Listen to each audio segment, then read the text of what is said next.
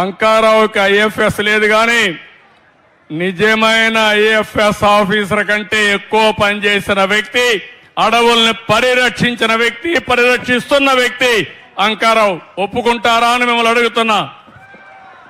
అందుకే అంకారావుని రాష్ట్ర ప్రభుత్వ సలహాదారుగా ఫారెస్ట్ పర్యావరణ కోసం నియామకం చేస్తున్నాం. అంటే ఈ రోజు నుంచి ఆర్డర్ ఇష్యూ చేస్తాం. ఆయన నల్లమలై ఫారెస్ట్ కాపాడతాడు, ఆయన ఆలోచనలన్నీ అమలు చేస్తాడు, మేమిచ్చే స్ఫూర్తిని కూడా తీసుకుంటాడు. డిప్యూటీ సీఎం గారు ఇచ్చే ఆదేశాలు తీసుకుని నల్లమలై ఫారెస్ట్ కాపాడమే కాకుండా రాష్ట్రం మొత్తం ఈ చెట్లు నీ ఆశలు ఏవైతే ఉన్నాయో, ఇంతవరకు నువ్వు మాటల్లో చెప్పావు, నువ్వు సింగిల్గా పోరాడావు, ఇప్పుడు ప్రభుత్వం పూర్తిగా సహకరిస్తుంది.